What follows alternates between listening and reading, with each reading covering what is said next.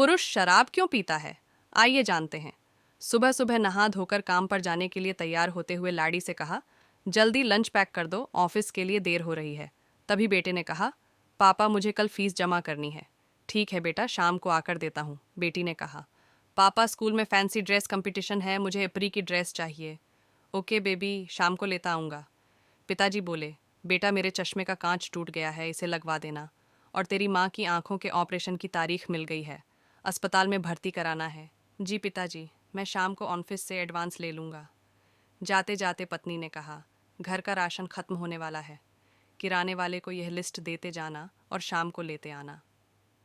अच्छा जी, अब मैं चलता हूँ, यह कहे वो घर से चल दिया। रास्ते में स्कूटर पंचर हो गया और ऑफिस पहुँचने में देर हो गई। ऑफिस पहुँचने पर बास ने घड़ी की ओर देखा और कहा, आइए सर। वो समझ गया, देरी की वजह से बास नाराज़ हैं।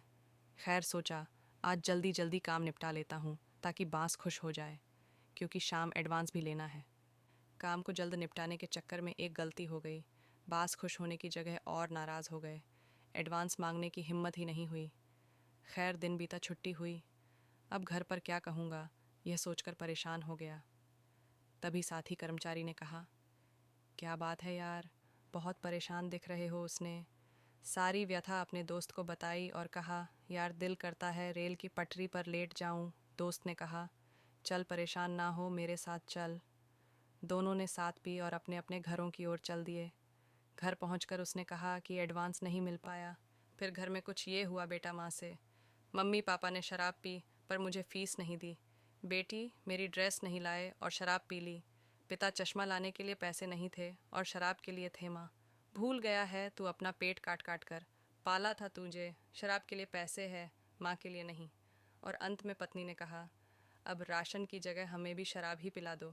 कुछ जानने योग्य तथ्य, पिता का चश्मा 500 रुपये, माँ का ऑपरेशन 3000 रुपये, बेटे की फीस 700 रुपये, बेटी की ड्रेस 1200 रुपये, घर का राशन 5000 रुपये, शराब जो कि दोस्त ने पिलाई 300 रुपये। क्या इन 300 रुपयों से घर की ज़रूरतें पूरी हो जाती? एक मर्द अपने परिवार के लिए हर संभव प्रयास करता है।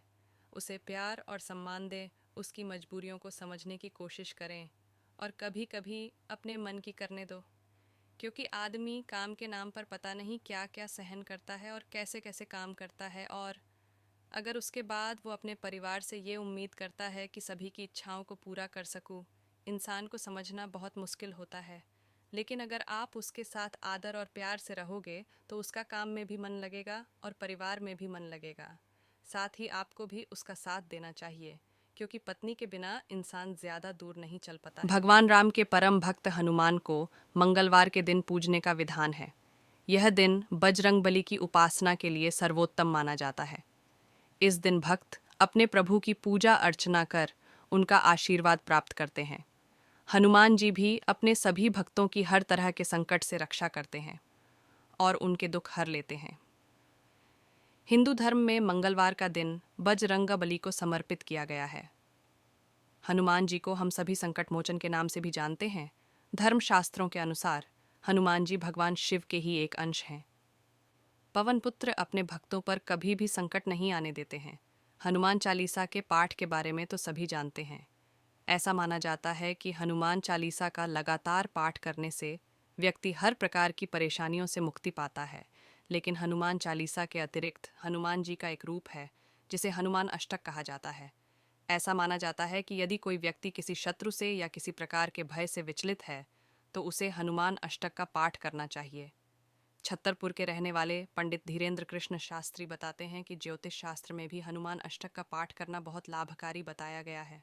ऐसा माना जाता है यदि कोई व्यक्ति मंगलवार के दिन हनुमान अष्टक का पूरी श्रद्धा भक्ति और विधिवत पाठ करता है तो वह व्यक्ति को सभी प्रकार के शारीरिक कष्टों से मुक्ति मिल जाती है। हिंदू धर्मशास्त्रों में हनुमान अष्टक के पाठ को लेकर बहुत सी बातें जानने को मिलती हैं, लेकिन धर्म ग्रंथों में हनुमान अष्टक पाठ करने को लेकर कोई विशेष नियम नहीं है। यह पाठ कभी भी और कहीं भी किया जा सकता है। वैसे तो इस पाठ को करने का कोई खास नियम नहीं है, लेकिन यदि आप हनुमान जी के इस पाठ को करना चाहते हैं तो इसके लिए जहां आप पाठ करने वाले हैं वहां हनुमान जी की तस्वीर के साथ भगवान राम का चित्र ज़रूर लगाएं। इसके बाद भगवान राम और हनुमान जी के सामने घी का दीपक जलाकर तांबे के गिलास या लोटे में जल भरकर रख दें। फिर पूरी श्रद्धा और भक्ति भाव के साथ हनुमान जी का ध्यान करके हनुमान बाहुक का पाठ करें। ज्योतिष शास्त्र के अनुसार हनुमान जी की पूजा करते समय जल के साथ हनुमान जी को तुलसी के पत्ते भी अर्पित किए जा सकते हैं। ऐसा माना जाता है कि पाठ पूरा होने के बाद तुलसी के इन पत्तों का सेवन करने से व्यक्ति के सभी शारीरिक और मानसिक कष्टों का अंत हो जाता है। मंगलवार का व्रत करने वाले व्यक्ति को हनुमान जी सम्मान, साहस और शक्ति का आशीर्वाद देते हैं। जिन लोगों को संतान नहीं हो रही हो, उन्हें हनुमान जी के आशीर्वाद से संतान की प्राप्ति होती है। तो चलिए अब बात करते हैं मंगलवार व्रत के फायदों के बारे में। तो दोस्तों, आपको बता दें कि अगर आप मंगलवार के व्रत करते हो तो आपकी जितनी भी परेशानियां होती हैं सभी खत्म हो जाएंगी। साथ आपके घर में सुख शांति का वास हो जाएगा। सत ही बालाजी को कृपा भी आपके परिवार पर हमेशा हमेशा बानी रहेगी। हर मंगलवार को आप मंदिर में पहुंचने की आदत डालें। जिस तरह ईसाई रविवार को चर्च ज़रूर जाता है और मुसलमान शुक्रवार को मस्जिद ज़रूर जाता है, हमें भी मंगलवार का दिन तय करना पड़ेगा। बल और बुद्धि का दिवस, शक्ति का दिवस, हनुमान जी का दिवस। आप सभी को शिकायत होती है कि हिंदू कभी हिंदू के लिए खड़ा नहीं होता। कैसे होगा? क्या आपने ऐसा कोई नियम बना रखा है जिसमें आप कम से कम सप्ताह में एक बार एक दूसरे से मिले? आइए हम अपने वीरान पड़े मंदिरों को शक्ति और संगठन स्थल के रूप में विकसित करें। इस हनुमान जयंती पर शाम को 7 बजे से 8 बजे के बीच आप चाहे कहीं भी है, मंदिर अवश्य पहुँचे। हनुमान चालीसा एवं आरती का समय यही होता है। अपने घर पर सुंदरकांड पाठ करवाइए, जिससे घर में सुख शांति रहे। आप अपने घर पर हैं तो घर के पास के मंदिर में, दुकान पर है तो दुकान के पास के मंदिर में, ऑफिस में है तो ऑफिस के पास किसी मंदिर में, अगर आप यात्रा पर भी हैं तो आप जहाँ भी हैं वहाँ पर आसपास किसी भी मंदिर में हर हनुमान जयंती मंगलवार के दिन 7 बजे से 8 बजे के बीच ज़रूर पहुँचे। कल्पना कीजिए, भारतवर्ष में लाखों लाखों मंदिर है। अगर हर मंदिर में सिर्फ 50 से 100 लोग भी पहुँचेंगे और एक साथ उनके घंटों की शंख की और आरती की आवाज़ें गूंज आएगी, तो एक मिश्रित संगीत जब पूरे भारतवर्ष में हर मंगलवार ठीक 7 से 8 बजे के बीच में गूंजेगा, तो यह आवाज़ पूरी दुनिया में जाएगी। इसका असर बहुत ही दूरगामी होगा। विश्वास कीजिए, आज की सभी समस्याएं कपूर की तरह उड़ जाएंगी। इतनी बड़ी संख्या में जब हिंदू अपने मंदिरों में पहुंचेगा, वह भी हर सप्ताह, तो किसी में हिम्मत नहीं होगी कि हिंदू सभ्यता संस्कृति को छेड़ सके। हो सके तो अपने साथ अपने बीवी बच्चों को भी लेकर मंदिर जाए। जब आप इस तरह से नियमित रूप से हर मंगलवार मंदिर पहुंचेंगे, तो वहां आपके आस पड़ोस में एक ही जो लोग हैं वह भी आपसे मिलेंगे।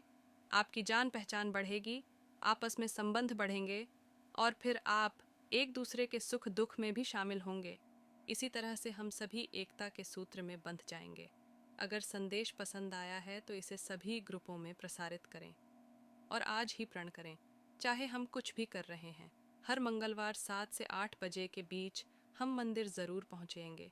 अपने लिए नहीं, अपने समाज और अपने परिवार की सुरक्षा के लिए ध्यान रहे। अब यह आवश्यक हो चुका है। अगर आप इसे अभी